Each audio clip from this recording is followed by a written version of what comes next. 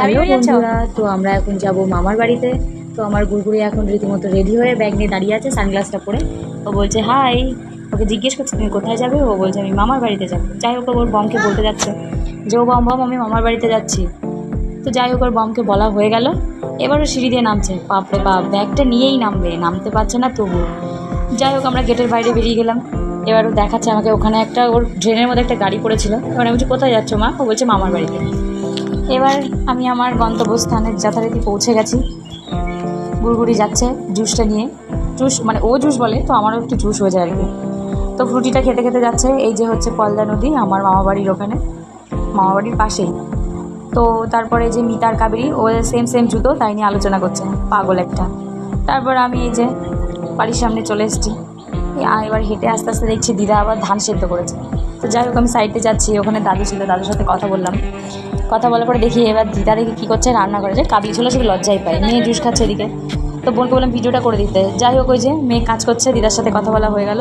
তো ওর পায়ে লেগেছে, রোদে ছ্যাঁকা লেগেছে।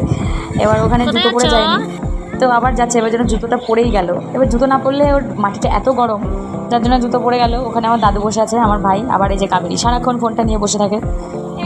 মিতাই যে বাসন মাজছে, দিদা পারছে না বলেও কাজটা করে দিচ্ছে। তারপর আবার মেয়ে একটা ছোট্ট একটা পেয়ারা পেয়েছে, তো আমাকে দিচ্ছে, মামি এটা নিয়ে চলো। দিদা এখানে বসে কথা বলছে আমার সঙ্গে। তারপরে যে এই ব্রিজটার ওপর দিয়ে গিয়ে ওই পাশটা হচ্ছে ময়দানপুর। জায়গাটা দারুণ, আমি যেতে পারলাম না, গেলে অবশ্যই দেখাতাম। নেক্সট টাইম যখন যাবো তখন ওই দিকটাই যাবো। তো যাই হোক গুড়গুড়ি আমাকে বলছে মামি মিমি আমাকে জুস দিচ্ছে না। তো আমি বললাম জুসটা দিয়ে দে। তো কথা শুনবেই না, ও যেটা বলবে সেটাই করবে। তারপরে এই দুটো পাগলি সারাক্ষণ শুধু আমাকে দেখায়, এটা কর ওটা কর, এটা নিয়েছি ওটা নিয়েছি। তো জায়গাটা আমার এত ভালো লাগছিলো, ঘুরিয়ে ভিডিও করছি। রাস্তাটা পুরো ফাঁকা, কেউ নেই, শুধু আমরাই এই পেছনে। তারপরে এই যে গুড়গুড়ি দিদুনের সাথে পুরো ঝাড় দিচ্ছে, ওটা ওর বম হয়, আমার দিদা। তো ওর বমের সঙ্গে কাজ করছে, ওইখানে এসে খুব খুশি। ধান দেখে ধানগুলো ছিটাচ্ছে, পাখিকে দিচ্ছে, আবার গুছিয়েও দিচ্ছে মাঝে মধ্যে দিদাকে, যে ছড়াচ্ছে ধানটা। দিদা পা দিয়ে নাচে, ও হাত দিয়ে। তারপর ওকে বারণ করলে ও শুনছে না, যে ওদের থেকে এদিকে আয়, ও শুনবে না, তাও কাজ করবে। তারপর এদিকে আসছে, ঝাঁটাটা দেখেছে, ঝাঁটাটা নেবে, যেহেতু দিদাকে ঝাড় দিতে দেখেছে ধানগুলো, তো আবার ও ঝাড় দেওয়া শুরু করবে। এবার ওর খুব ভালো লেগেছে, ঝাড় দিচ্ছে। ঝাড় দেওয়া তো না, পুরো সারা বাড়ি ছড়াচ্ছে। তারপর আমরা একটু নদীর কাছে গেলাম, এই যে হচ্ছে পলদা নদীটা।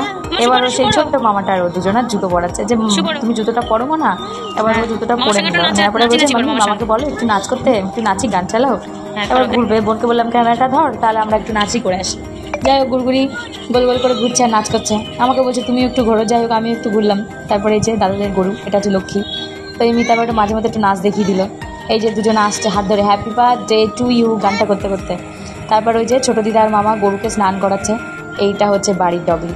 তো যাই হোক আবার একটু নদীর কাছে আসলাম। এই যে সেই বড় গাছ, এখানে ছোটোবেলায় অনেক খেলা করেছি। যাই হোক আমরা বেরিয়ে পড়লাম বাড়ির দিকে। এই যে আমাদের টোটো চলে এসছে, গুড়গুড়ি টোটোতে উঠবে। তোল গুড়গুড়িকে তোল। যাই হোক টোটোতে উঠে গেল। এবার আমরা সোজা বাড়ি আসবো।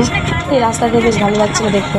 তারপরে এদিকে যখনই ক্যামেরা করলাম, এবার মুখটা ঢাকা শুরু করলো, কিছু বলার নেই, আর মুখটা তো লজ্জায় লাল। এরপর আমরা চলে আসলাম বাড়িতে। তো ভিডিওটা ভালো লাগলে like comment share and subscribe করে দিও। আর ফেসবুকে দেখে থাকলে ফলো করতে ভুলো না।